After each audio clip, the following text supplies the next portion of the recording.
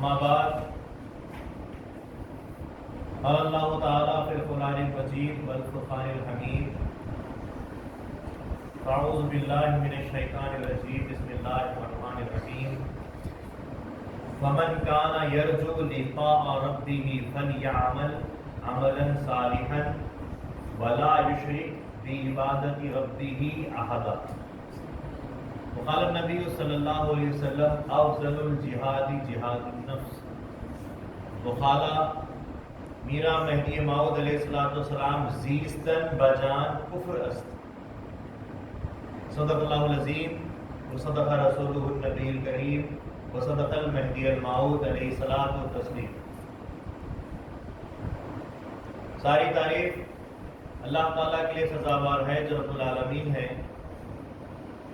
درود و سلام ہو خاتمین کریمین علیہ السلام پر اور آپ دو کی ہر ذریات پر۔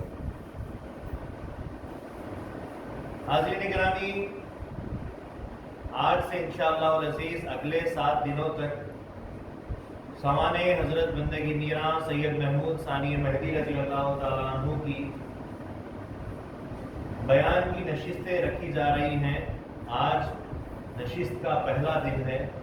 انشاءاللہ تعالیٰ 13 اپریل سے لے کر 20 اپریل تک یہ نشستیں ہوں گی۔ جوب در جوب شوق کے ساتھ اس میں حاضر ہونے کی کوشش کریں۔ میرا مرشد حضرت میاں سید ابوالقاسم تسکر حیدرآبادی رحمۃ اللہ علیہ بارگاہ ثانی مہدی رضی اللہ تعالی عنہ میں نذران عقیدت منقبت پیش کرتے ہیں کہ میرا ثانی مہدی ہے اب سہارا، تمہیں دل ہی دل میں ہے میں نے پکارا، وہ بی بی لہدادی کا تم دلارا، تو مہدی کی آنکھوں کا روشن ستارہ، نہ پہچان پایا جو رتبہ تمہارا، ہے بے شک وہ بیچارہ قسمت کا مارا، ملا ہے مجھے آستا جب تمہارا، پھروں کس لیے در بدر مارا مارا۔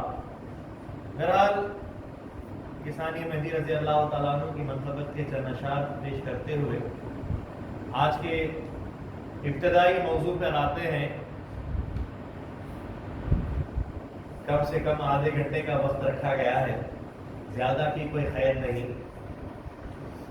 سورہ کہف میں اللہ تعالیٰ نے ارشاد فرمایا فَمَنْ كَانَ يَرْجُو لِقَاءَ رَبِّهِ فَلْيَعْمَلْ عَمَلًا صَالِحًا۔ جو کوئی اللہ تعالیٰ کی ملاقات کا ارادہ کرتا ہے، جو کوئی بھی امید کرتا ہے کہ میں اللہ کا دیدار کروں گا، اللہ سے ملاقات کروں گا، اس کو چاہیے کہ فَلْيَعْمَلْ عَمَلًا صَالِحًا، صالح عمل کرے۔ اور دوسرا کام وَلَا يُشْرِكْ بِعِبَادَةِ رَبِّهِ أَحَدًا، اور اللہ کی عبادت میں کسی کو شریک نہ کرے۔ دو باتیں آیت مبارکہ میں بیان کی جا رہی ہیں کہ اللہ تبارک و تعالیٰ کے ذات میں اللہ تعالیٰ کی عبادت میں کسی کو شریک مت کرو اور عمل صالح کرو۔ دو باتیں بتائی گئی۔ حاضرین گرامی، شرک کرنا بہت بڑا گناہ ہے۔ ایک مرتبہ حضرت رسول خدا صلی اللہ علیہ وسلم کبائر کا ذکر کر رہے تھے، کبیرہ گناہوں کا ذکر کر رہے تھے، کبائر کا ذکر کر رہے تھے، اور آپ نے بیان کرنا شروع کیا اللہ تبارک و تعالیٰ کی ذات میں جو کسی اور کو معبود بنا کر شریک کرتا ہے اس کی بخشش اور معافی نہیں۔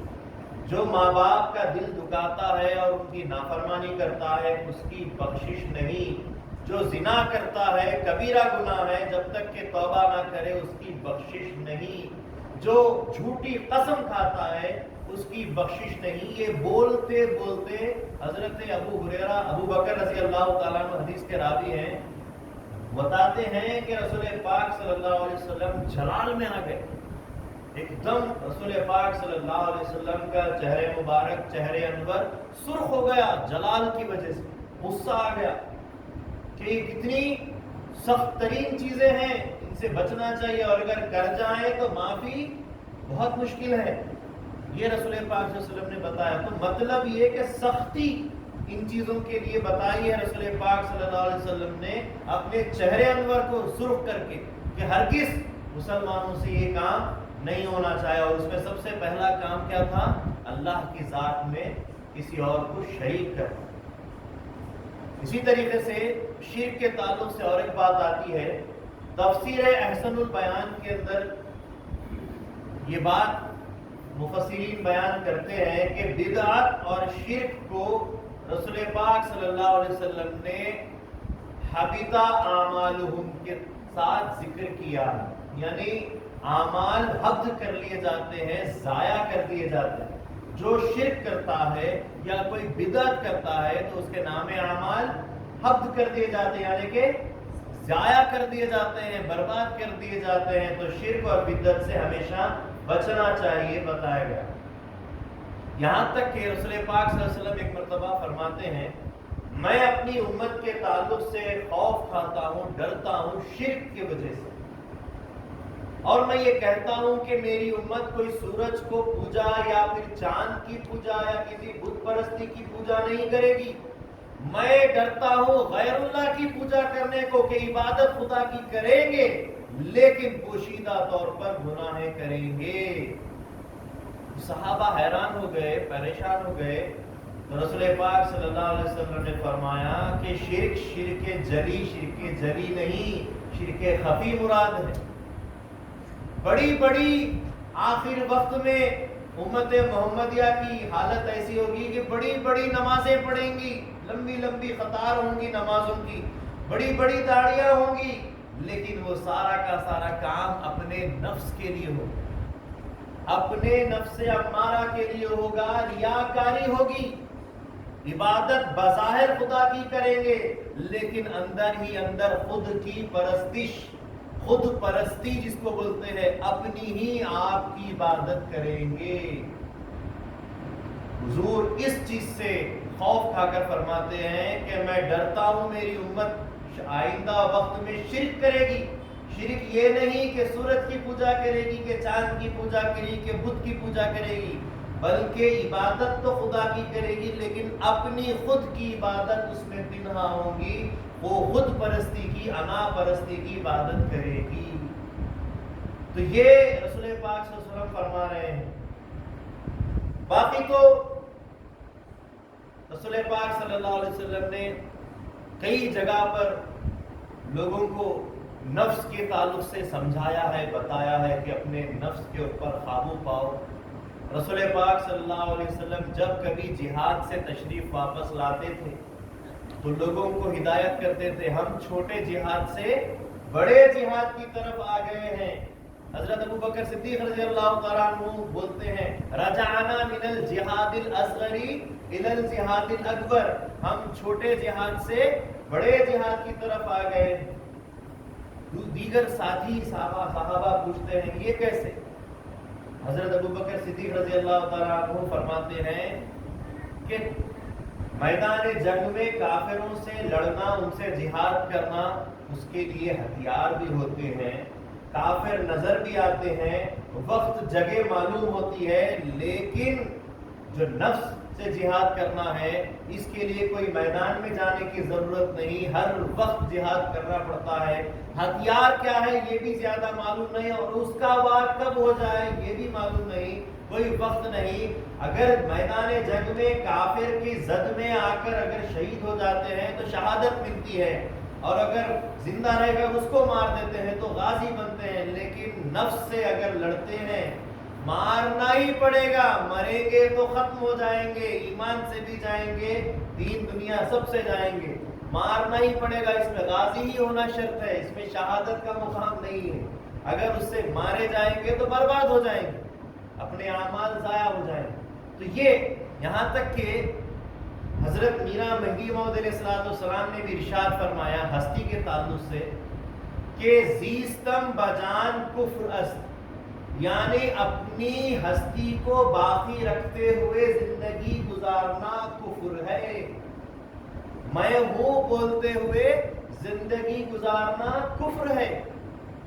ایک مرتبہ حسن بصری رحمت اللہ علیہ، رابعہ بصریہ رحمت اللہ علیہ کی ذات کرسی کے لیے جاتے ہیں، ساتھ میں ابراہیم ادہم ساتھ میں ہوتے ہیں. بی بی کی طبیعت ناساز تھی. بی بی کو اطلاع دی جاتی ہے کہ آپ کے پیر و مرشد حسن بصری رحمۃ اللہ علیہ تشریف لا رہے ہیں. وہ معقول پردے کا انتظام کر دیتی ہیں. جیسے ہی مرشد آتے ہیں اٹھ کر بیٹھ جاتی ہیں، حضرت کو بٹھاتی ہیں. اس کے بعد چند مزاج کرسی کی باتیں ہوتے ہیں. اس کے بعد بیوی سوال کرتی ہے مرشد سے کہ کون ہے وہ جو اللہ کی محبت میں سب سے زیادہ سچا ہے؟ کون ہے وہ جو اللہ کی محبت میں سب سے زیادہ سچا ہے؟ تو مرشد پہلے خلیفے سے پوچھتے ہیں ابراہیم ادہم سے کہ آپ بتائیے. تو وہ کہتے ہیں کہ وہ اللہ کی محبت میں، اللہ کے عشق میں سب سے زیادہ سچا ہے جو فاقے کیا اور اس پر صبر کیا. دیکھو پھر کل کا ذکر تھوڑا سا آ گیا فاقے کا، کیونکہ فاقہ کشی اور بھوک سے جسم کو تو بلا ہے لیکن قلب کو اور روح کو جلا ہے.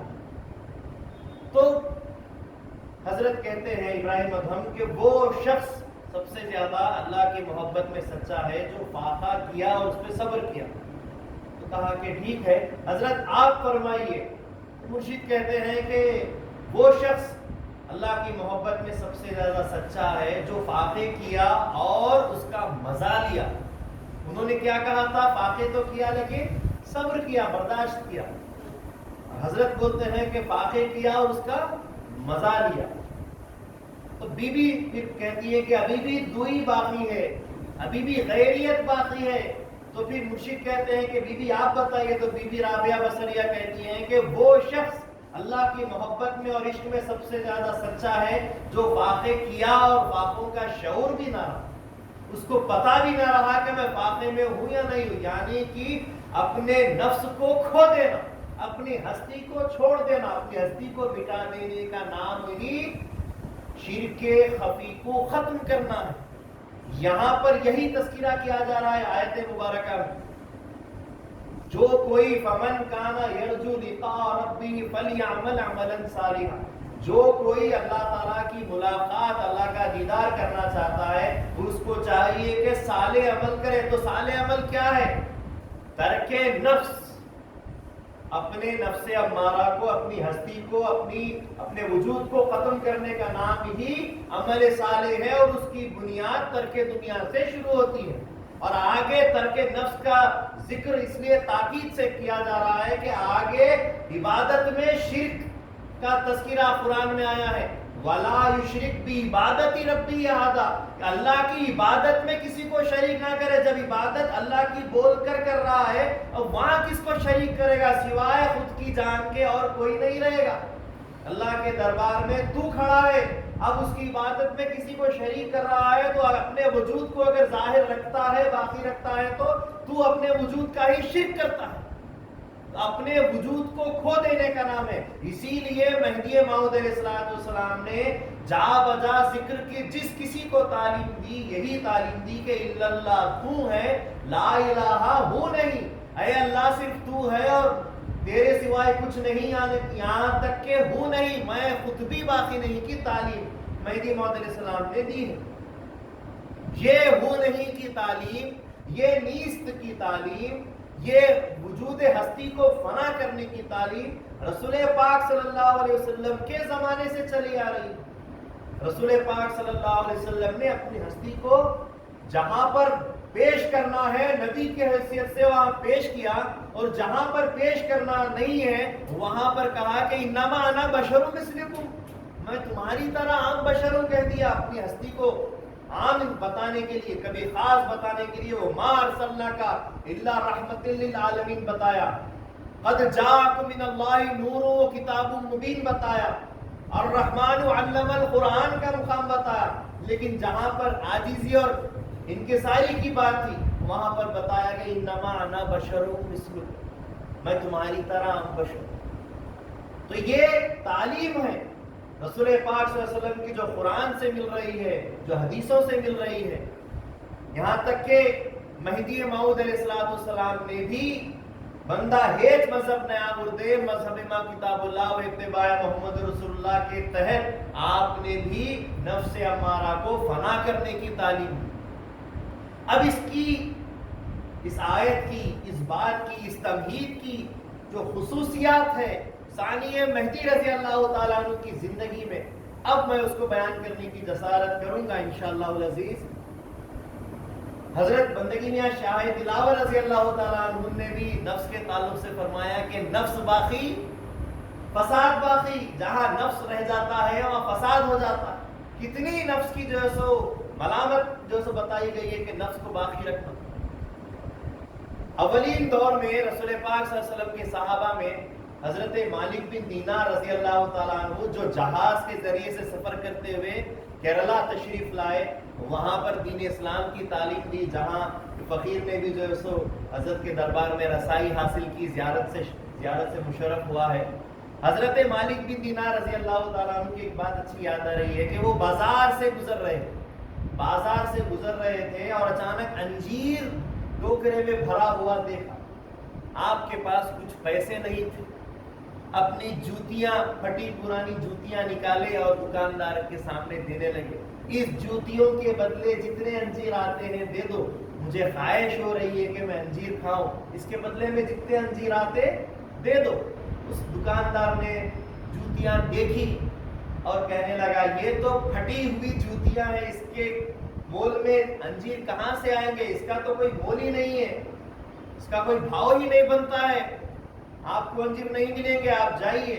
حضرت فوراً جوتیاں پہن لیتے ہیں اور آگے بڑھ جاتے ہیں۔ دوسرے دکاندار اس دکاندار سے پوچھنے لگتے ہیں بھلا مالک بن دینار تمہاری دکان پر رکے، کیا بات کر رہے تھے؟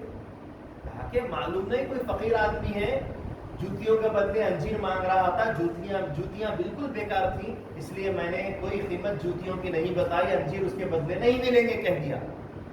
تو اس دکاندار کو دیگر دکاندار بتاتے ہیں وہ کوئی معمولی فقیر آدمی نہیں ہے، وہ مالک بن دینار رضی اللہ عنہ ہیں، صحابی رسول ہیں، جن کی عمر کافی طویل ہوئی ہے، جو عرب سے سفر کرتے ہوئے ہندوستان آئے ہیں اور دین اسلام کو پھیلایا ہے، تبلیغ کر رہے ہیں۔ وہ مالک بن دینار صحابی رسول ہے اور تم نے ان کی یہ جو ہے سو عزت کی، ان کو اپنی دکان سے چلا دیا۔ وہ کسی دکان پر نہیں کھڑے رہتے، اتفاق کے تیری دکان پر کھڑے ہو گئے اور تم نے یہ کام کر دیا۔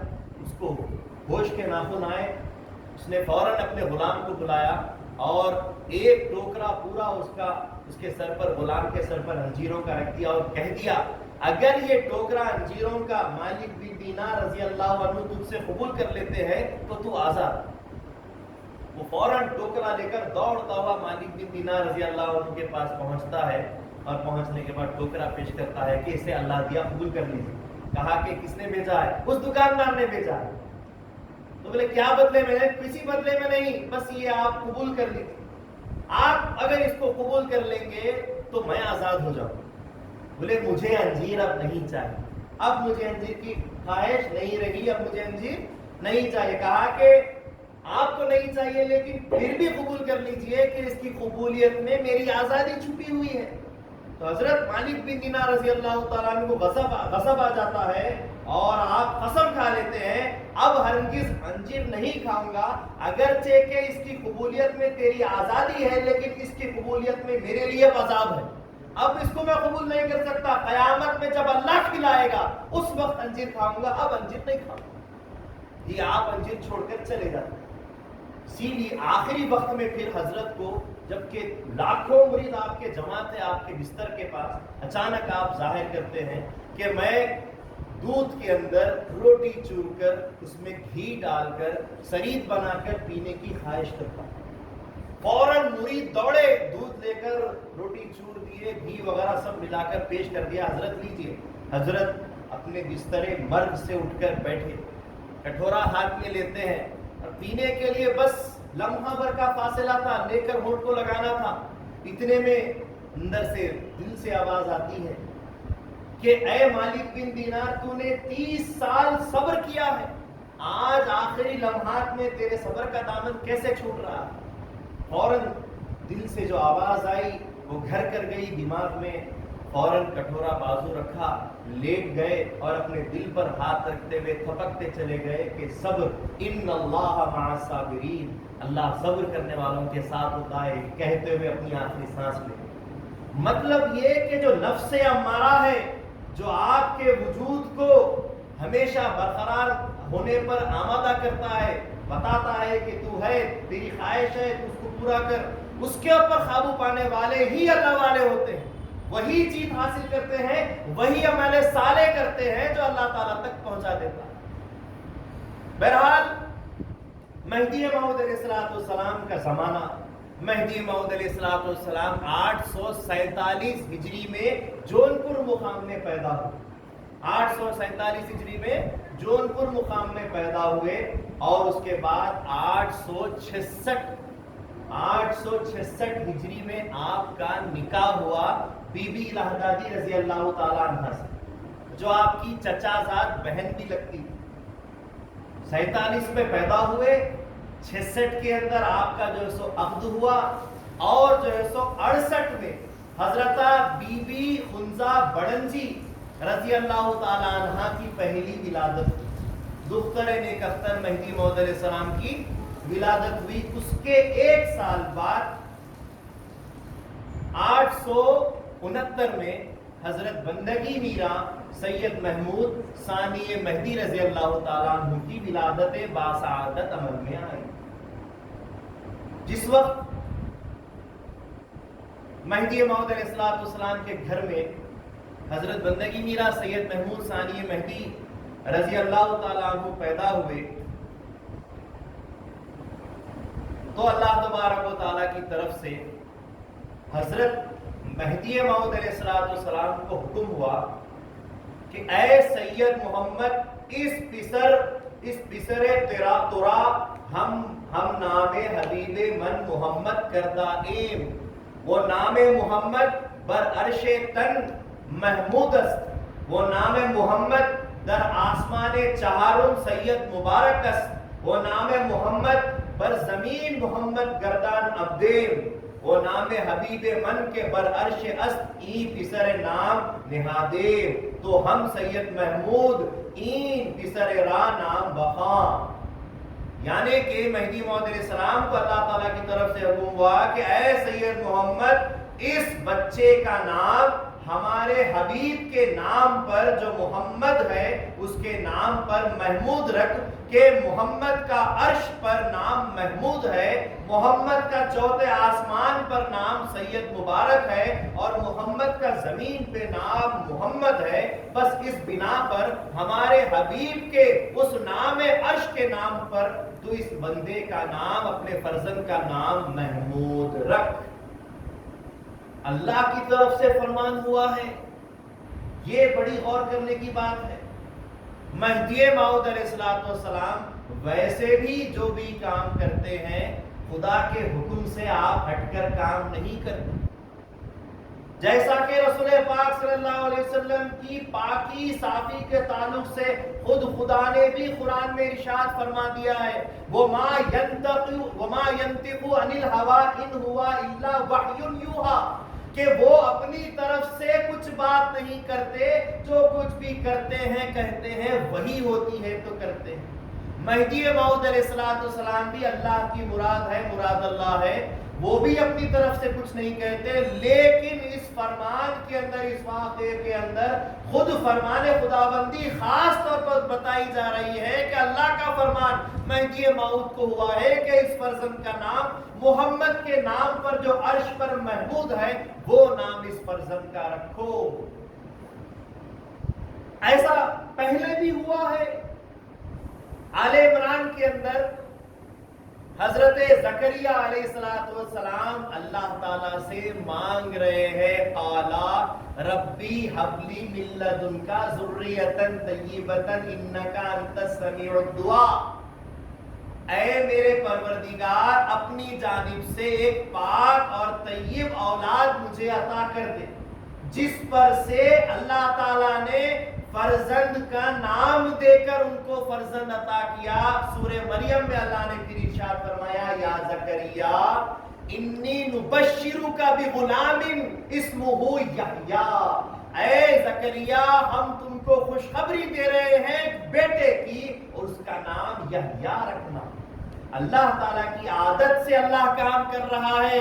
اللہ تعالیٰ نے پہلے بھی نبیوں کو بیٹے دیے ہیں اور بیٹوں کے دینے پر نام بھی دیے ہیں. اسی طریقے پر مہدی موعود علیہ السلام کو جب فرزند دلبند پیدا ہوتے ہیں اس نور مبارک پر اللہ تعالیٰ کا ارشاد ہوتا ہے کہ اے مہدی ہادی جو ہماری جانب سے ہدایت کے لیے مہدی بن کر آیا ہے، اس فرزند کا نام ہمارے حبیب محمد کے نام پر محمود رکھنا.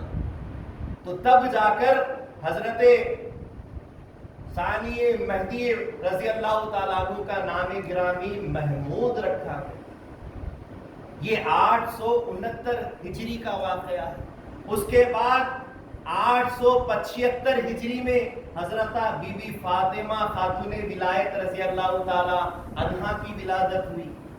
875 ہجری میں ہی مہدی موعود علیہ السلام حسین خان شرقی کے ساتھ مل کر میدان جنگ میں اترتے ہیں اور رائے دلپت کو نیست و نابود کرتے ہیں، جہنم رسید کرتے ہیں. حسین شرقی 30,000 مسلمان فوج کو لے کر میدان میں اتر جاتے ہیں مہدی موعود علیہ السلام کے صرف حکم پر، فرمان پر کہ آقا ساتھ دینے والے ہیں، فرما چکے ہیں کہ باطل کا ساتھ مت دو بلکہ باطل سے مقابلہ کرو. اس کو جو جزیہ ٹیکس دیا جا رہا تھا روک دو. وہ آمادہ ہوا جنگ پر تو اتر جاؤ میدان جنگ میں. جتنے مسلمان ہیں 30,000 مسلمان لے کر اترے 1 لاکھ سے لڑنے کے لیے. 30,000 سے دگنا تگنے سے بھی زیادہ 1 لاکھ سے زیادہ رائے دلپت کے لوگ آ گئے لڑنے کے لیے اور جنگ شروع ہو گئی. گھماسان جنگ چل رہی ہے اور جنگ چلتے چلتے تھوڑی دیر پر ایک قاصد مہدی موعود علیہ السلام کے پاس آتا ہے. مہدی موعود علیہ السلام ایک ٹیلے کے اوپر، ایک پہاڑی کے اوپر 313 نفوس کے ساتھ انتظار کرتے رہتے ہیں کہ اللہ کا جب حکم ہوگا تو بندہ میدان جنگ میں اتر جائے گا. قاصد آتا ہے، کہتا ہے اتنے مسلمان شہید ہو گئے. کہا کہ ابھی انتظار کرو اور ڈٹ کر لڑتے رہو. پھر آ کر کہتا ہے کہ اب اور اتنے شہید ہو گئے، پھر ڈٹ کر لڑو. اس کے بعد آ کر کہتا ہے اب ہمارا جیتنا مشکل نہیں ہے. تو مہدی موعود علیہ السلام 313 جانوں کو لے کر پہاڑی پہ سے اترتے ہیں کہ نصر من اللہ و فتح قریب، اللہ کی مدد آ رہی ہے، اب جیت نزدیک ہے. یہ کہتے ہوئے اترے اور ایک تیر ہاتھی پر مارتے ہیں جس پر کہ رائے دلپت بیٹھا ہوا تھا. ہاتھی بے قابو ہو جاتا ہے اور اپنی ہی فوج کو رونتا چلا جاتا ہے. وہ اترتا ہے، مہدی موعود علیہ السلام پر وار کرتا ہے، وار خالی جاتا ہے. مہدی موعود علیہ السلام وار کرتے ہیں تو اس کا جو سو سینہ چیرا جاتا ہے، کھاندے سے لے کر سینے تک کی تلوار پہنچ جاتی ہے، دل باہر نکل کر آ جاتا ہے اور اس پر ایک مورت اتری ہوئی ہوتی ہے ہاتھی کی جس کی کو وہ پوجا کرتا تھا. موعود علیہ السلام دیکھے کہ باطل کی عبادت کا یہ اثر ہے کہ چھاپ پڑ جاتی ہے تو حق کی عبادت کا کیا عالم نہیں ہونا چاہیے، کیا چھاپ نہیں پڑنی چاہیے، کیا اثر نہیں ہونا چاہیے. آپ بھی مہدی موعود علیہ السلام اس وقت مستغرق بحق ہو جاتے ہیں. تو 875 ہجری میں یہ جنگ ہوئی، مہدی موعود علیہ السلام مستغرق بحق ہو گئے اور اس کے بعد 887 ہجری تک مہدی موعود علیہ السلام مستغرق بحق رہے. اور اس وقت پھر مہدی موعود علیہ السلام 12 سال گزارنے کے بعد ہوش میں آتے. آپ کی عمر اس وقت 22 سال تھی. اس کے بعد جنگ ہوئی. اس کے بعد آپ جب 40 سال کے ہو چکے مہدی موعود علیہ السلام نے ہجرت کا آغاز کیا. وہاں سے ہجرت شروع ہوئی. اس اثنا میں حضرت بندگی میرا سید محمود ثانی مہدی رضی اللہ تعالیٰ عنہ والد بزرگوار کی خدمت کرتے رہے. اپنے والد کو ایک بہت بڑا وقت کا عالم جان کر، وقت کا مقرر جان کر، وقت کا صاحب زمان جان کر خدمت کرتے رہے. ان کے ہر فرمان پر عمل کرتے رہے، ہر خدمت میں رہے. اس کے بعد جب مہدی موعود علیہ السلام استغراق سے باہر تشریف لائے، آپ نے اعلان کیا ہجرت شروع. مہدی موعود علیہ السلام نے ہجرت شروع کی. ہجرت جونپور سے شروع ہوئی. کتنے مقامات پر گئے مہدی موعود علیہ السلام؟ 27 مقامات پر ہجرت کرتے رہے. 27 مقامات پر ہجرت کیسے کیسے کی؟ 10,540 میل مہدی موعود علیہ السلام نے ہجرت کے گزارے ہیں 23 سالوں میں. کتنے؟ 10,540 میل ہجرت مہدی موعود علیہ السلام کرتے رہے. کبھی گھوڑوں پر ہجرت رہی, کبھی بنڈیوں پر ہجرت کیے, کبھی پیدل ہجرت کیے, لیکن ہجرت چلتی رہی. اور ہجرت کا سب سے پہلا مقام مہدی موعود علیہ السلام 17 نفوس کے ساتھ بی بی لہدادی رضی اللہ تعالیٰ عنہ, گھر کے بچے ثانی مہدی رضی اللہ تعالیٰ عنہ, دیگر بیٹیاں, ان کو سب کو لے کر اور جو آپ کے چاہنے والے 17 نفوس تھے ان کے ساتھ آپ سب سے پہلے دانا پور پہنچتے ہیں. دانا پور ہجرت کا پہلا مقام جو جون پور سے 170 میل کے فاصلے پر تھا, وہاں پر پہنچتے ہیں. وہاں پہنچنے کے بعد جب وہاں قیام پذیر ہوتے ہیں, خیمے کے اندر مہدی موعود علیہ السلام سے بی بی لہدادی رضی اللہ تعالیٰ عنہ فرماتی ہیں, عرض کرتی ہیں کہ میرا جی, بندی کو الہام ہو رہا ہے اللہ تعالیٰ کی طرف سے, یہ بات آ رہی ہے. کیا بات آ رہی ہے؟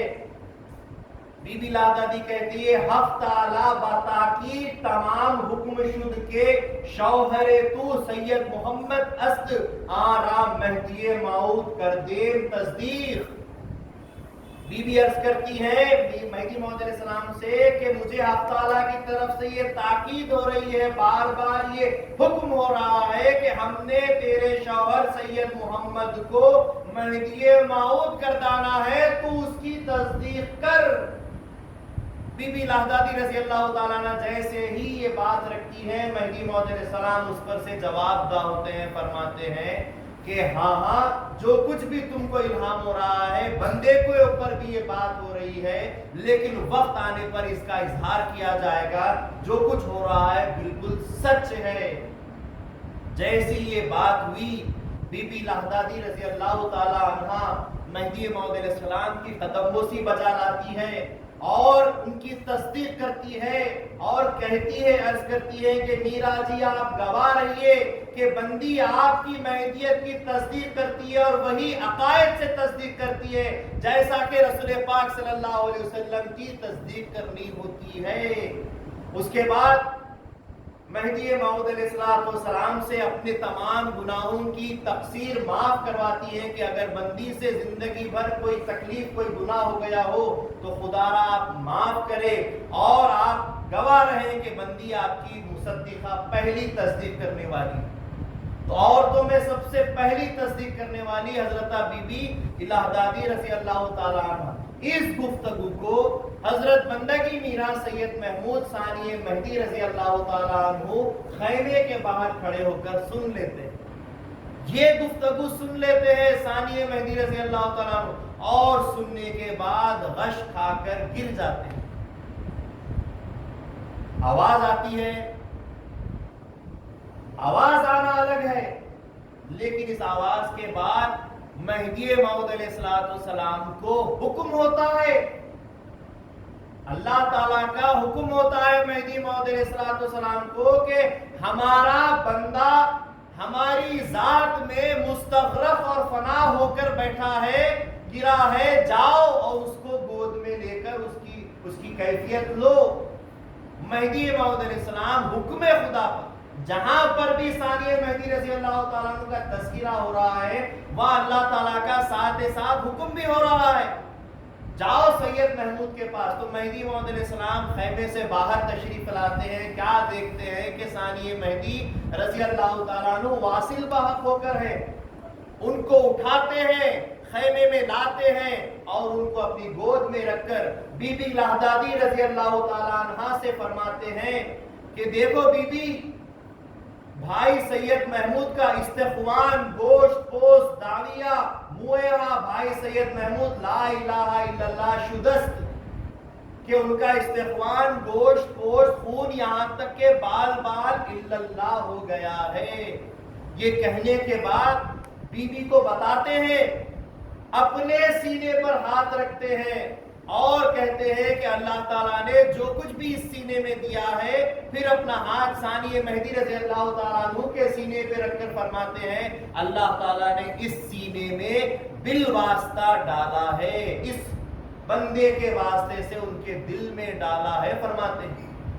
اس کے بعد ثانی مہدی رضی اللہ تعالیٰ عنہ کو ذکر کی تلقین کرتے ہیں، ثانی مہدی رضی اللہ تعالیٰ عنہ کو ذکر کی تلقین کرتے ہیں، اور جیسے ہی حضرت بندگی میرا سید محمود ثانی مہدی رضی اللہ تعالیٰ عنہ ہوش میں آتے ہیں، آپ اعلان کرتے ہیں کہ میں بحضور حضرت میرا تصدیق مہدیت میرا می کنم فیضان باطنی است، یعنی کہ میں نے مہدی موعود علیہ السلام کی مہدیت کی تصدیق کی ہے اور ان کا فیض حاصل کیا ہے، یہ آپ اعلان کرتے ہیں، اور اسی اعلان کے ساتھ آپ مہدی موعود علیہ السلام کی اس فیضان باطنی کے وارث بن جاتے ہیں، اسی کے ساتھ وارث بن جاتے ہیں۔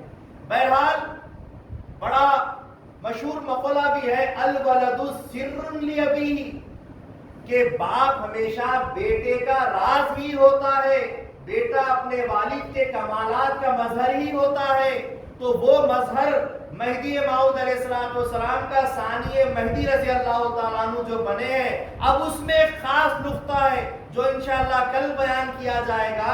اس میں خاص نقطہ یہ ہے کہ مہدی موعود علیہ السلام نے تو ارشاد فرمایا کہ ورائے ترک دنیا ایمان نیست، ترک دنیا کے بغیر ایمان نہیں ہے، اور ایمان کے تعلق سے مہدی موعود علیہ السلام نے ارشاد فرمایا ایمان ذات خدا است۔ جب ترک دنیا کے بغیر ایمان ہی نہیں ہے تو ایمان کیا چیز ہے؟ تو ایمان کے تعلق سے بتایا کہ ایمان ذات خدا است، یا ایمان بینائی خدا است، ایمان اللہ کا دیدار ہے، یا ایمان اللہ کی ذات ہے۔ تو پتا چلا کہ ورائے ترک دنیا ایمان نیست کا مطلب یہ ہے کہ ترک دنیا کے بغیر ایمان نہیں کا مطلب یہ ہوا کہ ترک دنیا کے بغیر اللہ کی ذات یا اللہ کا دیدار محال ہے۔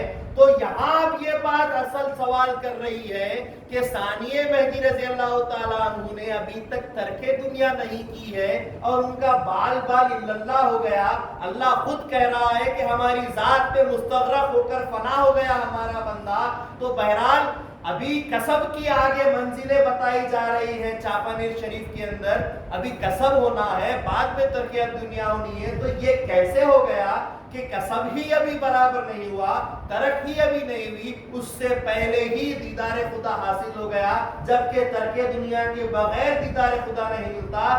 یہ سوال یہاں پر پیدا ہوتا ہے۔ انشاءاللہ کل اس سوال کا جواب دیا جائے گا، جو حاضر رہیں گے ان کو جواب ملے گا، اور جو حاضر نہیں رہیں گے ان کو جواب ہمیشہ دماغ میں ستاتا رہے گا۔ اسی لیے گزارش ہے کہ نشستوں میں پابندی سے رہیے۔ جزاک اللہ الخیر۔ اللہ سے دعا ہے کہ اللہ بولنے سننے سے زیادہ ہم کو عمل کی توفیق عطا فرمائے، اللہ تعالیٰ سیرت پر سن کر عمل کرنے کی توفیق عطا فرمائے۔ آمین۔ وآخر دعوانا الحمدللہ رب العالمین۔